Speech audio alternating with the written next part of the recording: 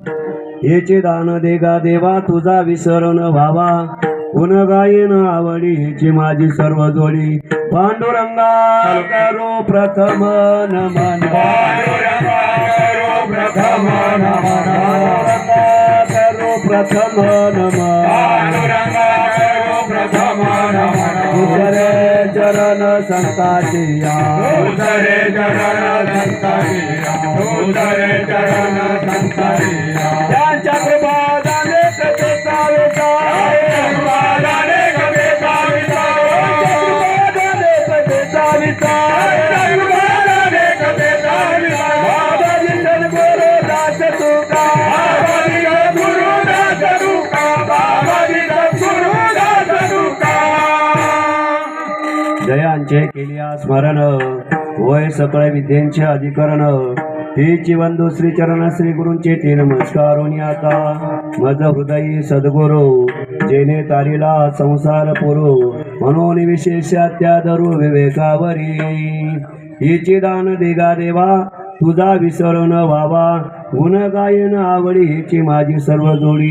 या अभंगावर विस्तृत असं चिंतन मांडण्याच्या अगोदर अल्पसा परिहार देणं हे कीर्तनकार किंवा कथाकार किंवा प्रवचनकार किंवा वक्ता जो असेल त्याचं ते आद्य कर्तव्य. कारण आजचा जो कार्यक्रम आहे हा कशा निमित्त नैमित्तिक कार्यक्रम आहे.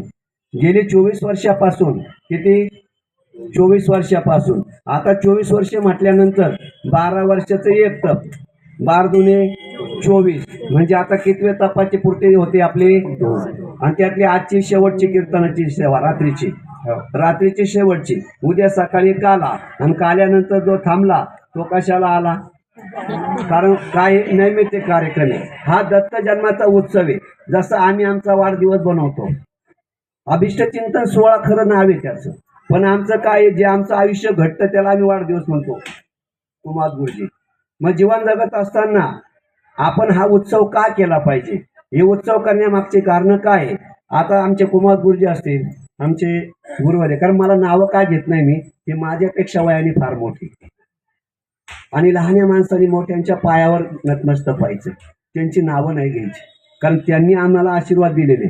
त्यांच्या पुढे आम्ही कीर्तन करतो हेच फार मोठं त्यांच्यासाठी कौतुक आहे. त्यांची मी का नावं घेत नाही कारण इथं सर्वांची नावं पाठ नाही.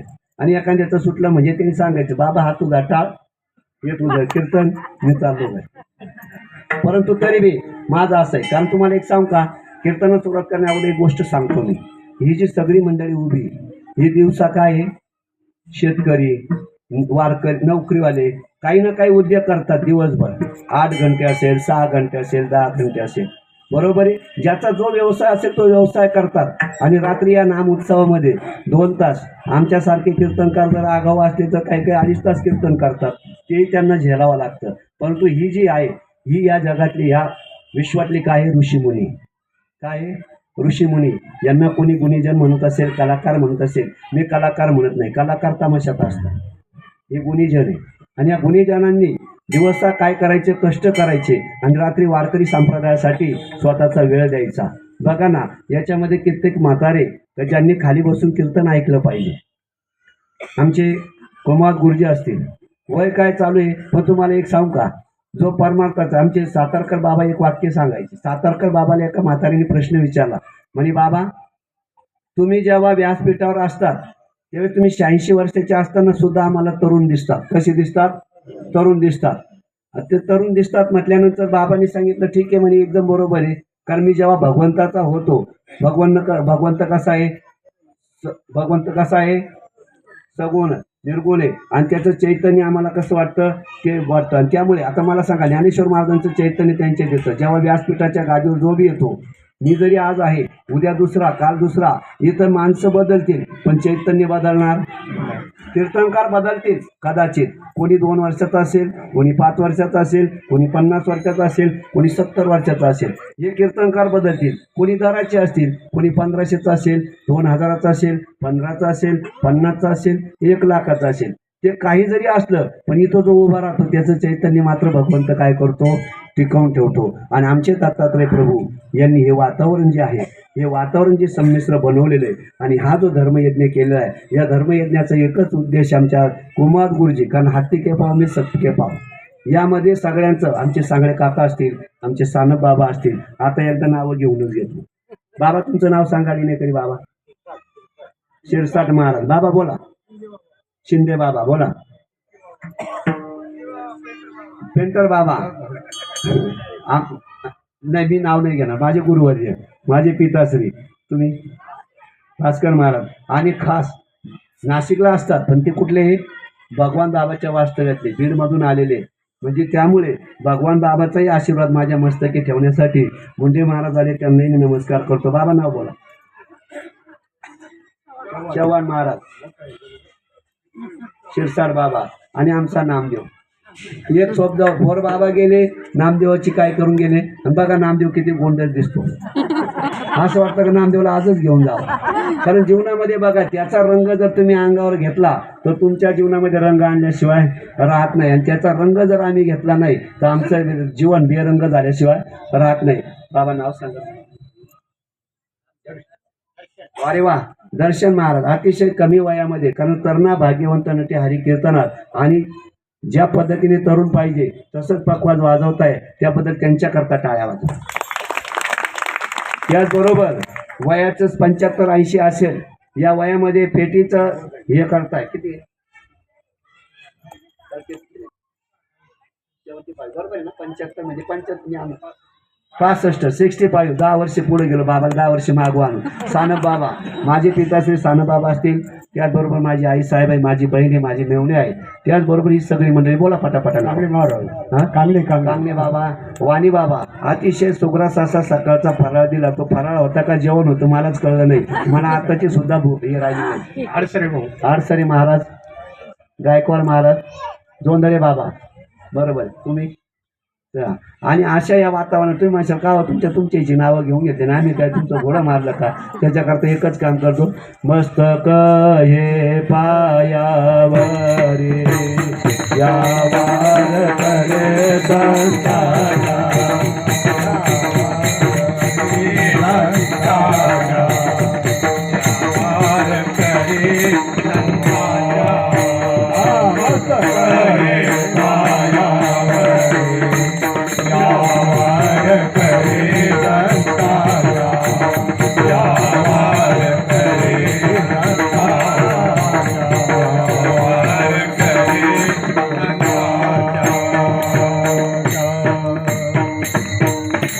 याचे दान देगा देवा तुझा विसर न व्हावा, गुण गायन आवडी ह्याची माझी सर्व जोडी.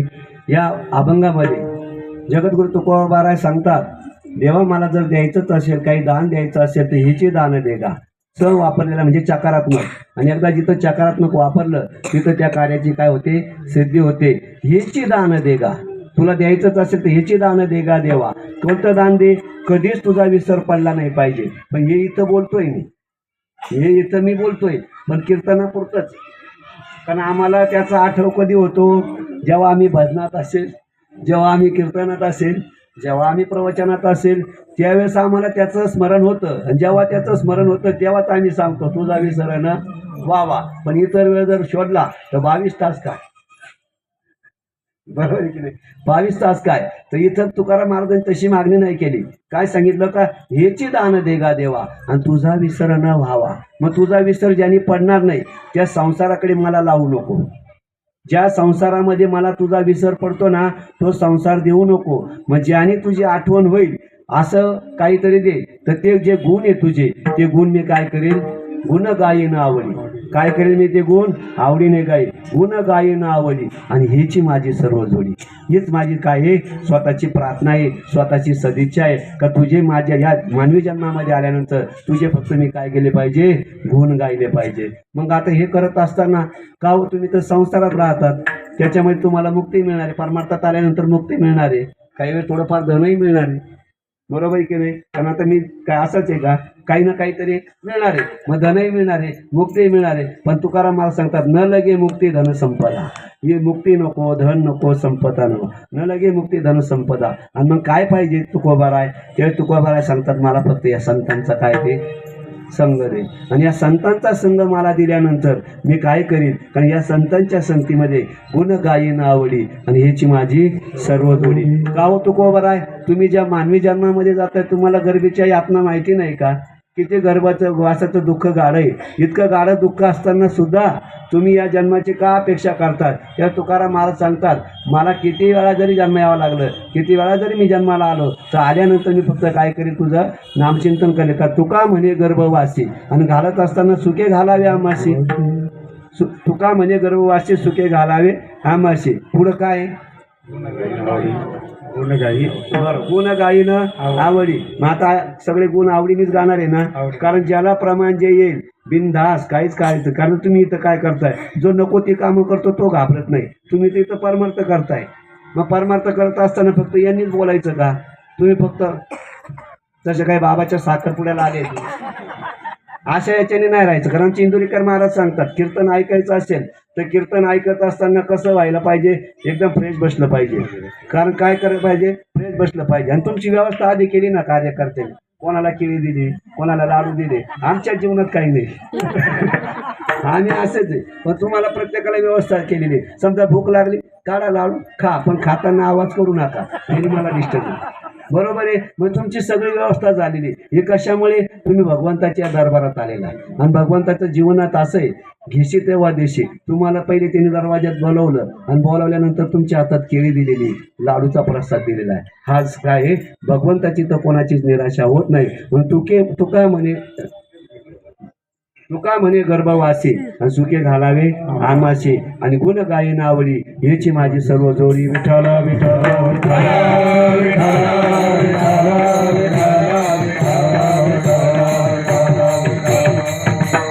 आता अभंग जरी पाठ नसेल पण कानपाठ आहे. तुम्हाला सांगू, या अभंगाची रचना रोज आमच्या जीवनात आहे, पण अति परिचयामध्ये आवाज्ञा.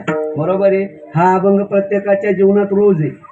तुम्ही हरिपाठ केला, शेवटी आम्ही हा अभंग म्हणतो, आरती झाल्याच्या नंतर हा अभंग म्हणतो. पण आम्ही काय केलेलं आहे, ज्याची जास्त परिचय असला तर त्याची आमच्याकडनं काय होती, आवाज्ञा होती. मग ही आवाज्ञा आमच्याकडे होत असल्यामुळे अभंग जरी तुमच्या तोंडपाठ नसेल पण कानावर तर प्रत्येकाच्या गेलेला आहे. मग जीवन जगत असताना तुम्ही देवाकडे, तुम्ही आम्ही काय करतो, संसार करत असताना आमचंही मागणं आहे. कारण जीवनामध्ये दोन गोष्टी करायच्या आहे. माणसाचा जन्म मिळाला, माणसाचा जन्म मिळाल्यानंतर दोन गोष्टी करायच्या आहे. पहिले म्हणजे एकच आहे, कर्म करायचंय. एक तर ते चांगलं असेल किंवा वाईट असेल. आणि ते कर्म कशातून घडतं, एक संसारातून घडतं आणि एक परमार्थातून घडतं. जसं तुम्हाला माहिती, बैलगाडीला 2 चाक आहे, सायकलला 2 चाक आहे, तसे आमच्या संसाराला सुद्धा 2 चाक आहे. पती अति पत्नी. बरोबर आहे. मग या पती पत्नीने काय करायचंय, पत्नी जर संसार सांभाळत असेल तर पतीने काय केला पाहिजे, परमार्थ सांभाळला पाहिजे. तर दोघांनी संसारच केला पाहिजे, दोघांनी संसार केला नाही पाहिजे. मग जीवन जगत असताना तुम्हाला एकच सांगून जाईल, पण आज, कारण कीर्तन करायला हे सुद्धा कळलं पाहिजे, आजचा दिवस काय आहे, दत्त भगवंताचा काय आहे, जन्मदिवस आहे. आम्ही साधा आमचा नाशिवंत देहाचा जन्मदिवस असेल, वाढदिवस असेल, अभिष्ट चिंतन सोहळा असेल तर आम्ही दुकानात जातो, 100-200 रुपयाचा केक आणतो, आमच्या नातेवाईकांना बोलवतो, गल्लीतल्यांना बोलवतो, कोणाला चिवडा दे, कोणाला पेढा दे, जसं जसं ती घेऊन आम्ही तो साजरा करतो. उत्सव साजरा करू नये असं माझं अजिबात दुमत नाही, पण तो वाढदिवस नसून तुमच्या जीवनातला गटदिवस. एकच ध्यानात ठेवा, तुम्हाला करायचंच असेल ना, ज्याचा वाढदिवस आहे त्या दिवशी भजनी मंडळाला बोलवा आणि त्याला सांगा, बाबा आज फक्त आमचे असे अभंग होऊ द्या, ज्याला तुकाराम महाराजांचा येत असेल त्यांनी तुकाराम महाराजांचा, ज्याला ज्ञानेश्वर महाराजांचा येत असेल त्यांनी ज्ञानेश्वर महाराजांचा, ज्यांना निळोबा राहायचा येत असेल त्यांनी निळोबा राहायचा, ज्यांना नामदेवाचा येत असेल त्यांनी नामदेवाचा. कारण जीवनामध्ये नामदेवाने आम्हाला भगवंत जवळ असून सुद्धा नामदेव कच्चा ठरला होता. कोणाजवळ होता, अखंड ज्याला कोणाची संगती होती, भगवंताची संगती होती, तरी तो नामदेव काय ठरला, कच्चा ठरला. कोण, नामदेव. कोणाच्या जवळ होता, भगवंताच्या, तरी तो कच्चा ठरला. आम्ही आता आज 2 तास, उद्याचे 2 तास, तदनंतर दत्त भगवंता तू एकटा तुझा बघ. तेव्हा आम्हाला कशाची बाबती. मग जीवन जगत असताना तुम्ही आम्ही भक्ती करतो, पण भक्ती करताना आम्ही दिसत जरी असलो पण आमची जी भक्ती ती भक्ती नसून काय आहे, फक्त काय देखावा आहे. आणि ज्यांची भक्ती आहे ते आमचे कुमार गुरुजी असतील, आमचे वेलदानाथ गुरुजी, कारण ही लोक सतत दिनरजनी हाची धंदा आणि गोविंदाचे बोल. आणि बघा ना, या वयामध्ये सुद्धा चैतन्य बघा, कुठंच गोड्या नाही. मग त्या बाईने विचारलं सातारकर बाबांना, का हो बाबा, तुम्ही 85 वर्षाचे असताना सुद्धा व्यासपीठावर जेव्हा जातात त्यावेळी तुम्ही मला एकदम तरुण दिसतात, चैतन्य दिसतात. त्यावेळेस आमच्या सातारकर बाबांनी एकच उत्तर दिलं, म्हणे आई साहेब, जेव्हा मी भगवंताचा होतो ना त्यावेळेस माझ्यामध्ये आपोआप चैतन्य येतं, पण एकदा का त्या व्यासपीठाच्या गादीवर मी खाली आलो आणि एकदा का मी संसाराचा आश्रय घेतला तर माझ्यामध्ये आपोआप वृद्धत्व दिसतं. काय दिसतं माझ्यामध्ये आपोआप? काय येतं? शरीराचे लगेच हे दिसतात, छटा दिसतात. मग जीवनात एकच ध्यानात घ्या, देवाकडे गेल्यानंतर जर आम्ही तरुण राहणार असेल आणि संसारात गेल्यानंतर आम्ही म्हातारे दिसत असू तर मग ज्याला तरुण दिसायचं त्यांनी कोणाकडे जायचं? कोणाकडे जायचं? देवाकडे. आणि ज्याला म्हातारा व्हायचंय त्यांनी कुठे जायचं? कारण संसारामध्ये कधी जीवनामध्ये काहीच नाही. मग जीवन जगत असताना एक ध्यान घ्या, कारण हा जो अभंग आहे आरतीच्या नंतर म्हटल्या जातो आणि या आरतीच्या नंतर म्हटल्यानंतर रोजच्या परिचयाचा असून सुद्धा आम्हाला त्याच्याविषयी काही राहिलेलं नाही. कारण आती परिचयामध्ये आवाजने मी तुम्हाला सांगितलं या न्यायाप्रमाणे जीवन जगत असताना तुम्ही आम्ही बी देवाकडे मागतो, साधू संतही देवाकडे मागतात, पण तुम्ही आम्ही काय करतो? भक्ती थोडी करायची आणि देवाकडे लिस्ट मागण्याची. 20 रुपयाचं नारळ आणायचं, देवाच्या चरणावर फोडायचं आणि देवाच्या चरणावर एकदा ते नारळ फोडलं का लगेच देवाला काय सांगायचं? देवा मला 7 जन्म सुखी ठेव. किती जन्म? नारळ केवढेच आहे? 20 रुपयाचा नारळ. तो काय बाजारचा भाजीपाला आहे का? 20 रुपयाचा नारळ तुझी सगळ्याच गोष्टी करेल. पण जीवन जगत असताना आम्हाला काय मागावं ते कळत नाही. हा तुमचा दोष नाही, कारण तुम्हा आम्हाला देव प्रसन्न झाल्यावर काय मागावं ते कळत नाही. 2 मित्र होते कुमारपूरचे, 2 मित्र होते, ते एकदम जिवलग मित्र होते, पण त्यांच्यामध्ये वितुष्ट निर्माण झालं, एकमेकाशी भांडण झालं. भांडण जरी झालं पण ते दोघं कशाचे उपासक होते? भगवान शंकरजीचे. भगवान शंकरजीचे उपासक असल्यामुळे त्यांनी काय ठरवलं का आता भगवान शंकराची तपश्चर्या करायची. एक इकडच्या बाजूच्या जंगलात गेला, एक इकडच्या बाजूच्या जंगलात गेला. एकाने वडाचं झाड निवडलं, एकाने पिंपळाचं झाड निवडलं. झाड कोणतंही राहू द्या, ते तपश्चर्या करता हे महत्वाचं. ते दोघं तपश्चर्या करायला लागले. आता तपश्चर्या करायला लागल्यानंतर भगवान शंकरजी कसं दैवत आहे? शिव भोळा चक्रवर्ती त्याचे पाय माझते, त्याचे पाय माझते, त्याचे पाय माझते. शिव भोळा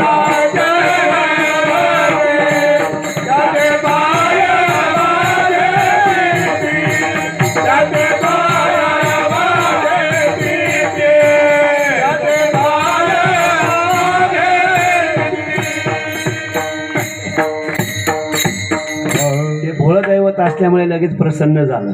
पण पहिले एकाला प्रसन्न झालं, त्याला सांगितलं बोल भक्ता काय पाहिजे?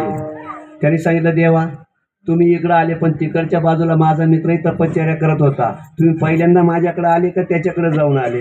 भगवंतांनी सांगितलं तू अगोदर तपश्चर्याला सुरुवात केली आणि माझा नियम आहे जो अगोदर तपश्चर्या करेल मी त्याच्याकडे जातो.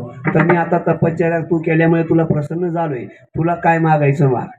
म्हणे देवा. आणि लगेच विचार करायला सुरुवात केली, आता मी जर काही मागील अजून त्याची पाळी बाकी किंवा त्याची वेळ यायची, बरोबर आहे, त्याची वेळ यायची. समजा मी एक एक काही मागितलं आणि डबल डबल मागितलं तर करायचं काय? मग एक काम करू ना, आपल्याला मागायचंच आहे ना, असं मागू का डोक्याला तापच नको. मग त्यांनी सांगितलं भगवान शंकरजी माझा एक डोळा जाऊ द्या, एक कान जाऊ द्या, एक हात जाऊ द्या, एक पाय जाऊ द्या. आता भगवान शंकरजी काय म्हटले?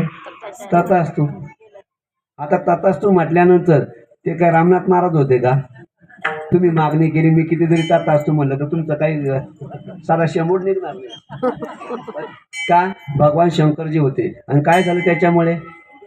एक एक अवयव निकामी झाला. आता हा अवयव निकामी झाल्यानंतर भगवान शंकरजी तिथून निघाले. दुसरीकडे त्याचाच मित्र काय करत होता? जप करत होता, तप करत होता. आणि कोणाचं करत होता आता? नमः शिवाय ओम नमः शिवाय हर हर बोले नमः शिवाय, नमः शिवाय ओम नमः शिवाय हर हर बोले नमः शिवाय, नमः शिवाय ओम नमः शिवाय हर हर बोले नमः शिवाय, नमः शिवाय ओम नमः शिवाय हर हर बोले नमः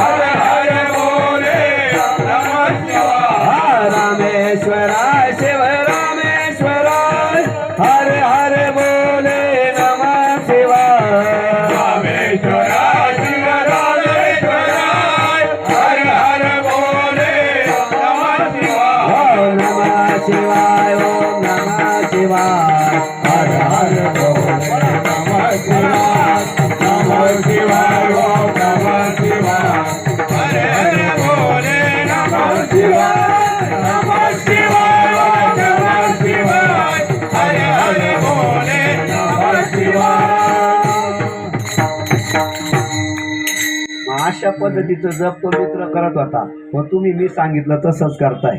फक्त तुम्ही काय सांगितलेलं आहे, तुम्हाला कुमार गुरुजींनी सांगायला बोलवलेलं आहे आणि यांना गायला बोलवलेलं आहे. हे तुमचं काम तुम्हाला तुम्ही काहीच बोलणार नाही का? तुम्हाला नामचिंतन तर कळतं ना. मी कीर्तन करायला लावतोय, तुम्हाला काय करायला लावतोय? नामसंकीर्तन करायला लावतोय. आणि नामसंकीर्तन कसं साधन आहे? सोपं साधन आहे. मग सोपं साधन असून तुम्हाला जमत नाही का? जेव्हा जेव्हा विठ्ठल नामाचा गजर होईल, जेव्हा जेव्हा भजन होईल, तेव्हा काय करायचे? मुखाने टाळी वाजवायची. काय करायचे? काय? हाताने टाळी आणि मुखाने काय केलं पाहिजे? नाम घेतलं पाहिजे. आता तुम्हाला सांगू टाळी वाजवण्याचा फायदा. कीर्तनात टाळे होय पाद कांती होय पाद